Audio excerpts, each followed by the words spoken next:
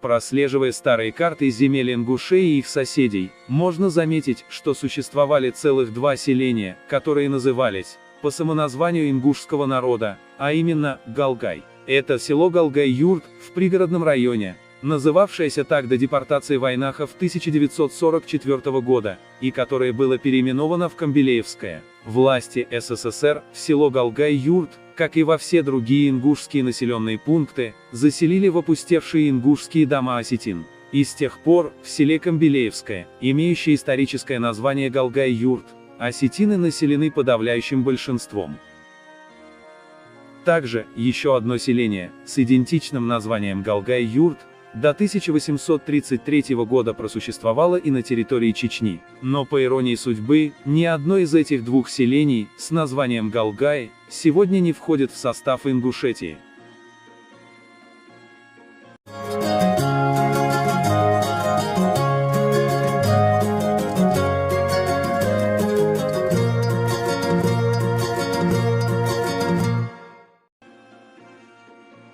На месте сегодняшнего села под названием Валерийк, расположенном в Ачхой-Мартановском районе Чечни, до середины XIX века располагалось селение Галгай-Юрт, именовавшееся по самоназванию ингушей. Это отчетливо отображено на старинных картах того периода. К примеру, на карте Малой Чечни и части Владикавказского округа, составленной в 1848 году, видно селение под названием Галгай-Юрт.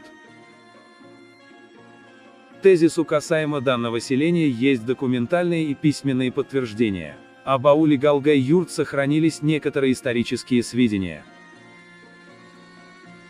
Село Галгай-Юрт было подвергнуто значительному ущербу царскими войсками в 1833 году за отказ жителей покориться. Об этом факте свидетельствуют следующие исторические материалы. Журнал для чтения воспитанникам военно-учебных заведений. Том 65, номер 260. Санкт-Петербург, 1847 год.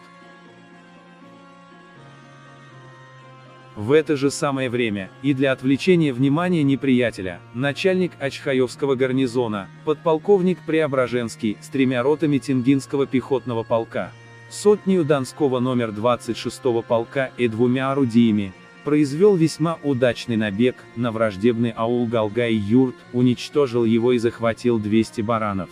Та же партия, которая действовала против сунжинских казаков, прискакала на помощь галгань-юртовцам, но и тут не имела успеха, и войска со своей добычей без потери возвратились в укрепление. Акты, собранные Кавказской археографической комиссией, том 7. Тифлис, 1878 год. Из рапорта Паскевича от 9 января 1830 года. 7 ноября отряд двинулся к непокорной деревне Галгай-Юрту. Во время прохода колонны через непрорубленный лес, Айдемер с прочими абреками, в числе 300 человек, расположась на завалах по опушке леса, намеревался воспрепятствовать следованию войск, но, быв выбит егерями, обратился далее в лес и при происшедшей затем перестрелке, во время прохода рот Бутырского полка, находившихся в арьергарде, ранены унтер-офицер 1 и рядовой 1. Генерал-майор Энгельгард, остановясь с отрядом, не доходя до Галгай-Юрта, отправил туда, через Далга-Юрт командира Гребенского казачьего полка полковника Ефимовича со всею конницею, 100 егерями и 2 орудиями.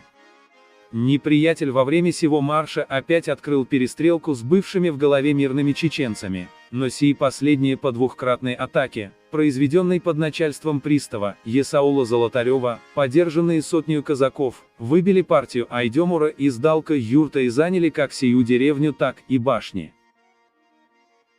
Акты, собранные Кавказской археографической комиссией, том 8. Тифлис, 1881 год. В данном сборнике присутствует текст донесения барона Розина графу Чернышову от 10 августа 1833 года. В нем среди перечисленных уничтоженных непокорных сел значится и Галгай-Юрт. В сей же день истреблены непокорные селения Дзулгу-Юрт, Галгай-Юрт, Алтимир-Юрт и уцелевшая часть Катри-Юрта. В историческом труде «Чечня и чеченцы», написанном Адольфом Берже в 1859 году, указывается, что село Валерийк раньше носило название Галгай-Юрт.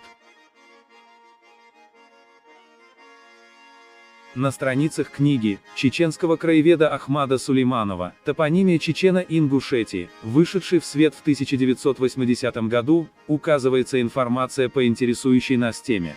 Галгайн-юрт, Галгаевцеев село, урочище на севере села. Галгайн-аре, Ингушская равнина, урочище на юге села, между Шами, Юртом и Валериком.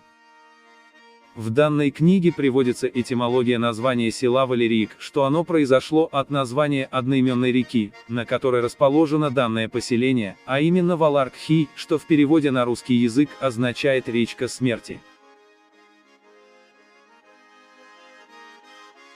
Теперь же, что касается другого ингушского поселения под тем же названием Галгай-Юрт, ныне село Камбелеевское, которое с 1944 года незаконно входит в состав аннексированного пригородного района Северной Осетии. Село основано в XVIII веке, выходцами из Галгаевского общества, Горной Ингушетии. Это селение, поскольку не было крупным, обозначено не во многих картах того исторического периода. В труде Ивана Павловича Щеблыкина «Путеводитель по Ингушской автономной области», изданном в 1929 году. На последней странице книги автор разместил карту Ингушской автономной области с входившим тогда в состав Ингушетии пригородным районом, на котором запечатлено селение Галгай-Юрт. В справочнике 1926 года под названием «Список населенных мест Ингушской автономной области» приводится каждый населенный пункт Ингушетии и количество проживавших там людей по переписи населения. Среди населенных пунктов по пригородному району обозначено селение Галгай-Юрт.